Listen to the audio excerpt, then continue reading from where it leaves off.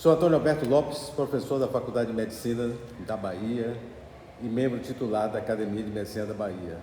Vou falar aqui de raciocínio clínico, um item fundamental na formação médica. E como definir raciocínio clínico? Está aqui.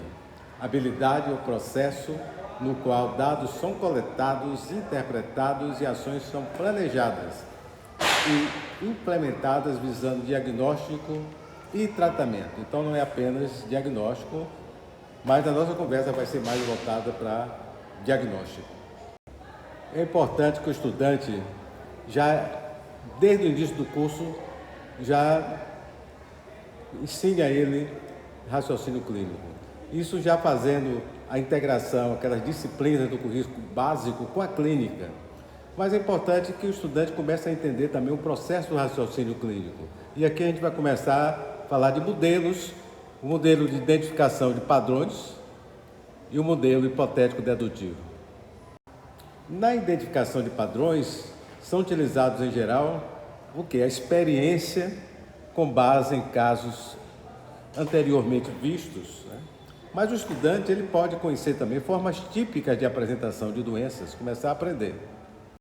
Esse modelo é eficiente, permitindo que o diagnóstico seja feito mais rapidamente, porém ele é sujeito a erro diagnóstico, devido aos chamados vieses cognitivos. Exemplo de viés de disponibilidade, o viés de ancoragem, confirmação, fechamento prematuro, né? Então nós devemos ter cuidado para não enfatizar demais identificação de padrões e parar aí com o estudante. Dizer sempre, por menor que seja a dúvida, sempre é adequado considerar outras possibilidades diagnósticas. Um exemplo da utilização do modelo de identificação de padrões. Uma mulher de 22 anos, ela comparece ao ambulatório relatando urgência miccional e dor no final da micção. Sintomas que começaram há 2 dias. Essa paciente nega febre, nega dor lombar e fluxo vaginal normal. Bom, quem conhece o padrão de cistite aguda, né? Por exemplo, o médico experiente ele vai suspeitar de cistite aguda como possível diagnóstico, como diagnóstico provável para a disúria e urgência miccional desse paciente. Então, está identificando padrões. O raciocínio hipotético dedutivo, inclusive esse é o que deve ser enfatizado para o estudante, no raciocínio do estudante. Porque o raciocínio hipotético dedutivo, ele permite lidar com a incerteza na busca do diagnóstico de um problema, minimizando o risco de erro. Este modelo hipotético dedutivo, ele segue uma estrutura sistemática que ajuda a garantir que o encaminhamento para o diagnóstico seja abrangente e baseado em evidências. Dando continuidade desse modelo hipotético dedutivo, no raciocínio clínico desse modelo, as possibilidades diagnósticas como causa de um problema são revistas à medida de que novas informações se tornam disponíveis. No raciocínio hipotético dedutivo, existem esses 3 tipos de abordagem. Uma abordagem probabilística, que lida com o quê? Com que frequência ocorre em pacientes que apresentam esse tipo de problema ou com um conjunto de manifestações clínicas. Prognóstico é aquele diagnóstico que não pode ser esquecido, porque leva em consideração a gravidade, né? O preço que se paga por não lembrar desse diagnóstico. E a pragmática lida mais com aquela situação que tem mais probabilidade, mais chances de resposta a um determinado tratamento. Então vamos ver, a probabilística estima a probabilidade em uma escala de muito baixa a muito alta, baseando-se nos achados do caso. Um exemplo, um caso de uma paciente com dispneia aos esforços, com crépitos pulmonares, terceira bulha. A probabilidade de insuficiência cardíaca nesse caso é estimada como muito alta, então levando em consideração probabilidade. Então aqui é um exemplo de um raciocínio hipotético dedutivo probabilístico, ou uma abordagem probabilística. Já a abordagem prognóstica leva em consideração aquela doença que não esqueça dela, não pode ser esquecida. é o quê? Geralmente é uma doença mais grave. Se você esquecer dessa condição clínica, ela pode evoluir de forma desfavorável se ela não for tratada.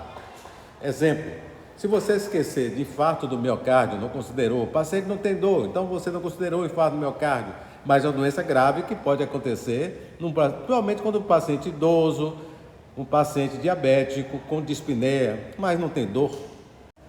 Mas pode ter infarto do miocárdio e é uma condição que não pode ser esquecida.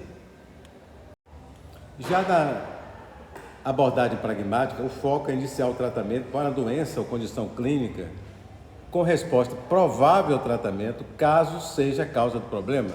Vou dar um exemplo. Paciente idoso com dispneia aguda, uma das suspeitas é insuficiência cardíaca, mas Covid-19 crise asmática não podem ser afastadas. Imagina a situação dessa.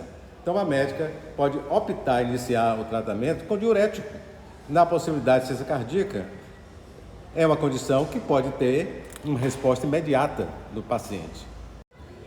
Outro exemplo, imagine uma situação, está entre duas condições, câncer, pode ser um câncer avançado, com pouca probabilidade de resposta ao tratamento, e outra tuberculose.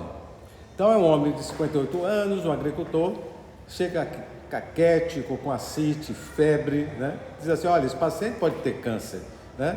Mas esse paciente pode ter tuberculose, e tuberculose pode responder ao tratamento. Optou-se por essa abordagem pragmática do paciente, iniciou-se um tratamento empírico para a tuberculose, o paciente apresentou melhora com o tratamento e posteriormente confirmou o diagnóstico de tuberculose peritoneal. Muito bem, então nós estamos conversando de raciocínio clínico, o item fundamental da formação médica. A importância que nós chamamos a atenção, começar raciocínio clínico já no início do curso médico. Infelizmente, a maioria das escolas não tem uma disciplina, vamos dizer assim, para conversar sobre raciocínio clínico, sobre o processo do raciocínio clínico. De forma que eu faço esses vídeos, deixo ele disponível no YouTube, então estudantes, professores podem utilizar esses vídeos. Então, nós conversamos aqui de modelos de raciocínio clínico, mas tem vários outros assuntos, como vieses, né? Discutir a capacidade do estudante desenvolver a chamada representação de problema, no sentido de pegar um caso complexo e sintetizar esse caso, falar de script de doenças. Vamos mais, depois, em seguida, a gente vai falar de vieses, que é um item muito importante. Então vamos lá, continue. Se vocês tiverem interesse no meu canal, para ver quando sair novos vídeos, eu deixo aqui esse endereço aqui, né, do YouTube. Tem meu nome ali, Antônio Alberto Lopes, fácil de vocês gravarem.